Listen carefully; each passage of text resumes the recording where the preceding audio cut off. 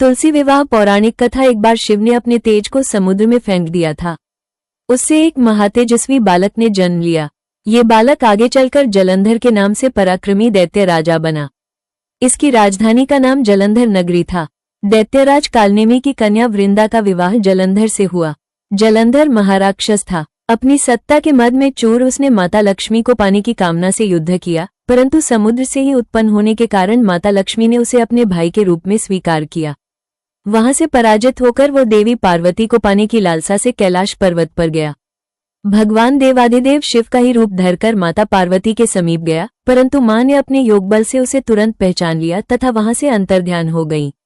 देवी पार्वती ने क्रोध होकर सारा वृतांत भगवान विष्णु को सुनाया। जलंधर की पत्नी वृंदा अत्यंत पतिव्रता स्त्री थी। उसी के पतिव्रत धर्म की शक्ति से जलंधर न तो मारा जाता था और न ही पराजित होता था। इसीलिए जलंधर का नाश करने के लिए वृंदा के पतिव्रत धर्म को भंग करना बहुत आवश्यक था। इसी कारण भगवान विष्णु ऋषि का वेश धारण कर वन में जा पहुंचे, जहां वृंदा अकेली भ्रमण कर रही थी।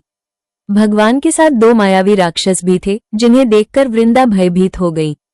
ऋषि ने वृंदा के सामने पल में दोनों को भस्म कर दिया। उनकी शक्ति देखकर वृंदा ने कैलाश पर्वत पर महादेव के साथ युद्ध कर रहे अपने पति जलंधर के बारे में पूछा। ऋषि ने अपने माया जाल से 2 वानर प्रकट किए।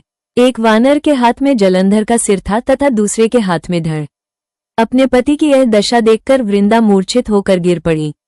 होश में आने पर उन्होंने ऋषि रूपी भगवान से विनती की कि वो उसके पति को जीवित करें। भगवान ने अपनी माया से पुनः जलंधर का सिर धड़ से जोड़ दिया, परंतु स्वयं भी वो उसी शरीर में प्रवेश कर गए। वृंदा को इस छल का तनिक भी आभास न हुआ। जलंधर बने भगवान के साथ वृंदा पतिव्रता का व्यवहार करने लगी, जिससे उसका सतीत्व भंग हो गया। ऐसा होते ही वृंदा का पति जलंधर युद्ध में हार गया। इस सारी लीला का जब वृंदा को पता चला तो उसने क्रोध होकर भगवान विष्णु को हृदयहीन शिला होने का श्राप दे दिया। अपने भक्त के श्राप को भगवान विष्णु ने स्वीकार किया और शालिग्राम पत्थर बन गए। सृष्टि के पालनकर्ता के पत्थर बन जाने से ब्रह्मांड में असंतुलन की स्थिति हो गई।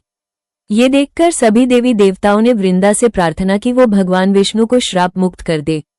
वृंदा ने भगवान विष्णु को श्राप मुक्त कर स्वयं आत्मदाह कर लिया। जहां वृंदा भस्म हुई वहां तुलसी का पौधा उगा।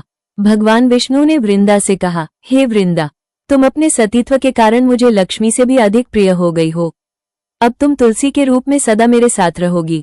तब से हर साल कार्तिक महीने के देव उठावनी एकादशी का दिन तुलसी विवाह के रूप में मनाया जाता है।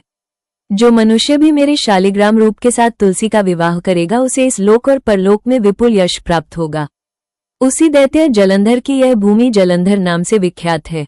सती वृंदा का मंदिर मोहल्ला कोट किशनचंद में स्थित है। कहते हैं कि इस स्थान पर एक प्राचीन गुफा भी थी जो सीधी हरिद्वार तक जाती थी।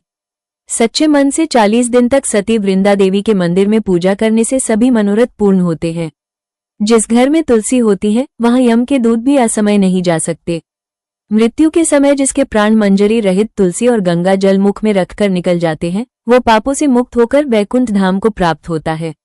जो मनुष्य तुलसी व आंवलों की छाया में अपने पितरों का श्राद्ध करता है उसके पितर मोक्ष को प्राप्त हो जाते हैं। अगर आपको ये कथा पसंद है तो कृपया शेयर, लाइक और कमेंट जरूर करें। आप सभी का तहे दिल से धन्यवाद। तुलसी माता की जय।